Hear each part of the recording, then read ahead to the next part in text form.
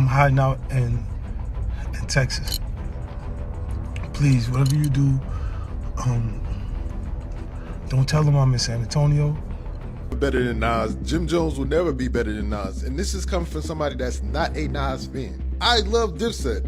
I love the Diplomats. I love Bird Gang. But we not about to start rewriting history because Jim Jones got confidence. I'm in the game still rapping at a high capacity. If Nas wants to smoke, come in the booth. I will rap You don't want circles no around. smoke. He enjoying that 150 million, 200 million he done Okay made. then, so then leave me alone while I'm on the field. You was effing with him. He wasn't bothering you. Nas is, if he's 22, he's born in 03. Not all of them. Welcome back to your daily dose of scandal and glamour. Let's spill the tea on today's biggest celebrity stories. Jim Jones pulled up on Shannon Sharpe's podcast and said something wild. He claimed he's more influential than Nas, not just more relevant right now, but more important to the culture. That one comment flipped the energy in the room and across the internet. 50 Cent didn't even waste time with a diss track or a shady caption. Nope, he just posted a throwback federal transcript on Instagram. No context, no explanation. And boom, fans knew exactly what he was saying without him having to say it. Suddenly, old wiretaps started trending. Clips from past interviews popped back up. And just like that, Jim Jones was back in the hot seat, barking from the gym, dropping sneak disses like he's ready for lockdown mode at Rikers. But don't get it twisted.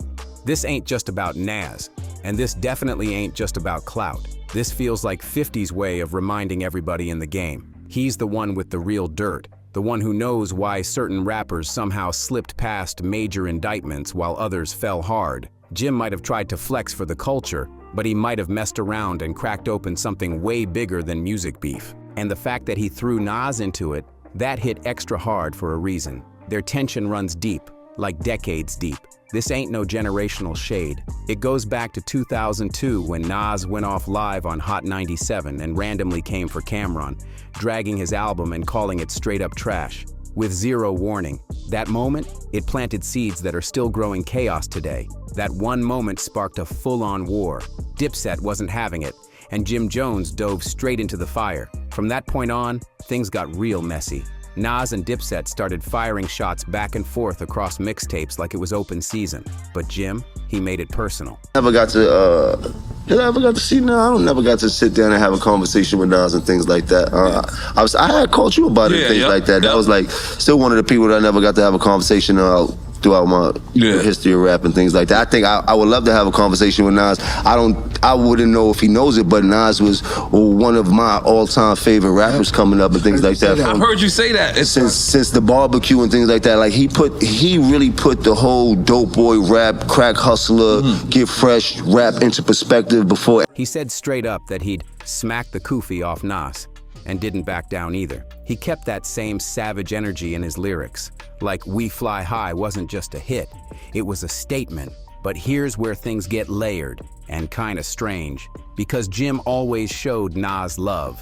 Just last year, he was praising the man. No disrespect in sight. It wasn't hate, it was admiration. Then suddenly, that respect flipped to shade, out of nowhere. It all started when Jim popped up on Fat Joe and Jadakiss's podcast. And Fat Joe, he knew exactly what he was doing. He stirred the pot, threw out a lil bait, and Jim took it without hesitation. That moment could have just lived and died on the timeline.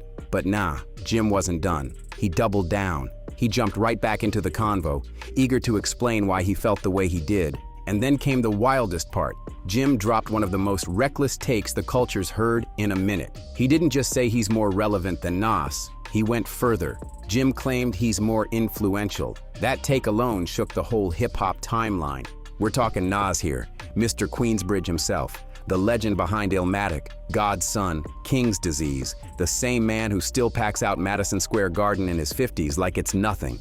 But Jim, he didn't flinch. He didn't walk it back. He stood 10 toes down on everything he said, and even doubled down harder. That interview didn't just stir the pot, it straight up flipped it, lit it on fire, and left the ashes blowing in the wind. After that first wild take, Jim didn't disappear. Nah, he popped up on another platform like he was doing a press tour for controversy.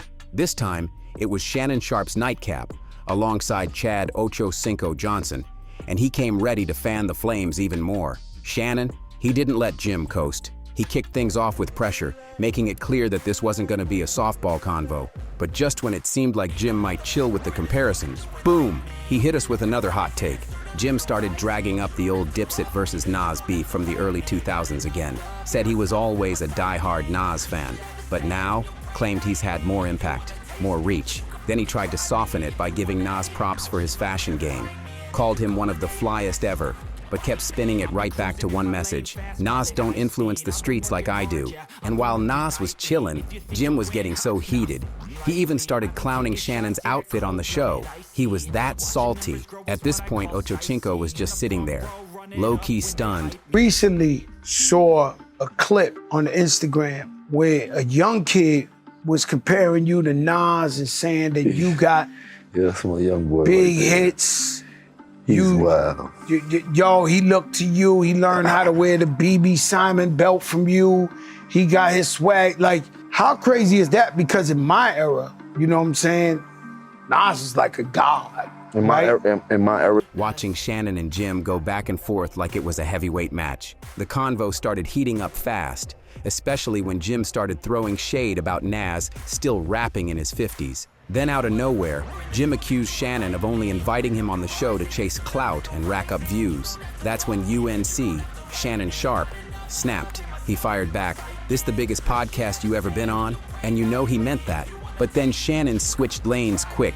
He stopped playing host and turned full-on opponent. If Jim wanted smoke, Shannon had the gloves ready.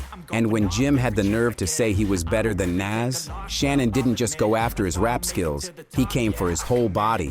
Instead of throwing lyrical shots back at 50 Cent, Jim tried to shift gears. He dodged the music heat and tried to flex in a different lane. He challenged Shannon to a workout battle, talking gym routines, reps, muscle endurance, the whole nine, like he was trying to prove his relevance through pull-ups instead of punchlines. But while Jim was stuck in the theatrics of gym talk and ego lifts, 50 was already playing chess behind the scenes. And that one label, the one tied to an old federal case, yeah, that's still looming heavy in the background, and people haven't forgotten. Meanwhile, the internet was going crazy in the comments. Fans couldn't believe a retired NFL Hall of Famer had to step up and defend Nas. One commenter even said, "Shannon did what Fat Joe and Jada should have done." Another chimed in, "Jones, you delusional. Shannon, thank you for keeping it real." And honestly, they had a point. Why were Fat Joe and Jada so quiet during that first wild interview? While the drama unfolded like a full-on reality show, 50 Cent was in the cut, silent, watching everything unfold. But just when people thought the situation couldn't get more ridiculous, it did, because fans pulled up that clip. Yup. Don't tell him I'm staying at the Four Seasons. Don't tell him, please, just don't tell him, man, because it's just so much pressure on me right now. I don't know what to do.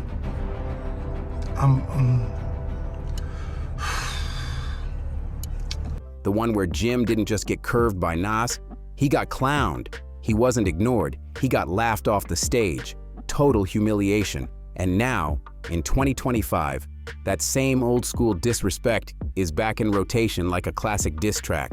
But the circus didn't stop there. While Nas kept it cool and silent, and Shannon kept getting ripped in the gym, another player was lurking in the shadows, waiting. The second 50 Cent heard Jim say he was better than Nas, he didn't need to say a word. He didn't post a meme. He didn't even blink. He laughed. And when 50 laughs like that, everyone knows something major's about to go down. 50 Cent went deep into his bottomless petty archive and pulled out receipts that set the whole internet back on fire. With one slick caption, he reignited one of the most explosive rumors in hip-hop history, calling Jim Individual One.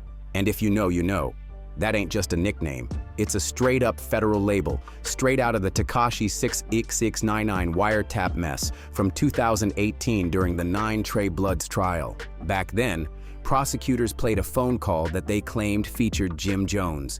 He was never named officially in court, but they referred to the speaker as Individual One. In that call, someone was allegedly telling gang members to handle Tekashi for snitching on the set. Jim's voice was never confirmed in court, and no charges ever came his way. Legally, he walked clean, but the streets, the blogs, and 50 Cent especially, they never let that go.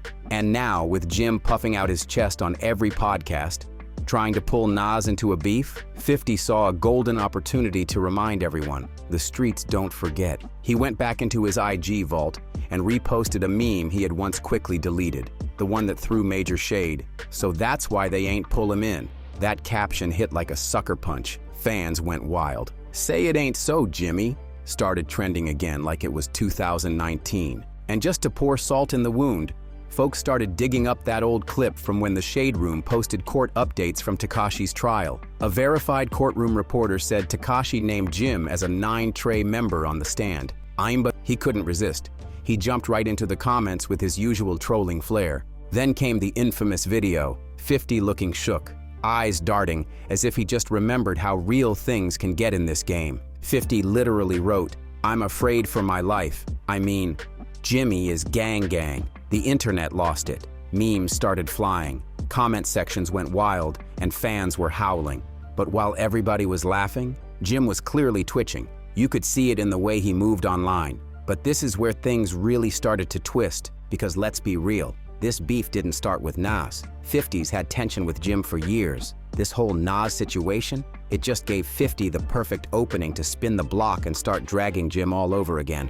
Louder, messier, and way more personal. Go back to 2007, things were already heating up. 50 Cent brought Jim Jones and Juelz Santana out during a G-Unit concert right in the middle of Dipset's internal meltdown. Cameron saw that move as straight-up disrespect, especially with Dipset already crumbling behind the scenes. That wasn't a performance. It was a statement. Not directly, but through that now infamous wiretapped phone call. The court called him Individual One. No charges ever hit him, but the label stuck, and so did the rumors. The internet ran wild with the snitch narrative, and 50, he fanned those flames every chance he got. Jim saw the posts, all of them.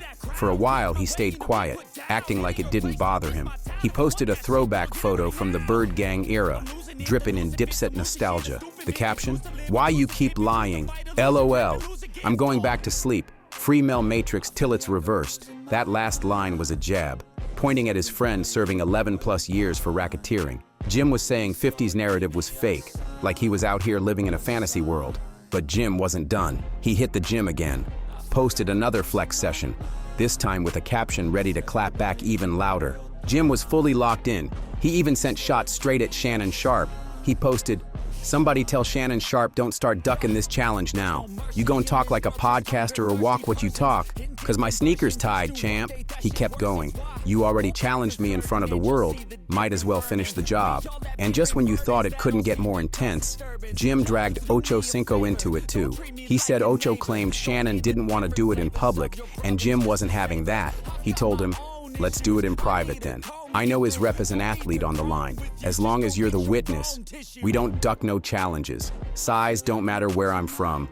Run it." While 50 Cent was trolling from the shadows, dropping memes and making folks laugh, Jim was dead serious, suiting up like it was game time. And to top it off, he threw even more gas on the fire with another wild post. Jim said, "If you 40 and up arguing with me about Nas, you already lost." That alone had the internet spinning. He followed up with, "Y'all fell for the bait. My streams go up every time Mel goes viral. I'm teaching y'all older artists a lesson in marketing. Y'all stuck in yesterday, mad at how this game moves now. Tighten up." Then came the knockout caption that told everyone where Jim's head was at. "I said what I said. P.S. I'll wrap circles around any artist from my era. Whoever dares step in the booth, bring money. This game ain't free. We outside, in the field. Take that how you want, but we working every day." Meanwhile, Nas stayed silent. No tweets, no subs, nothing. Just pure calm. But Jim, still throwing bait, still challenging, still calling himself more influential. And if Nas ever did decide to respond, let's be real, it wouldn't be a regular diss. It'd be a lyrical execution. But now even fans are starting to call Jim out. He's still out here throwing bait, trying to stir up Nas, but Nas is keeping it cool, silent as ever. And 50, he's still pulling strings from the shadows, like a true puppet master. But here's the thing, if that unreleased wiretap really exists, Jim might have just talked himself into something way deeper than a diss track. While he's busy rapping and flexing on social media, 50's been quiet, too quiet. And anyone who knows 50 knows what that means. When he goes silent, it usually means a bomb is about to drop.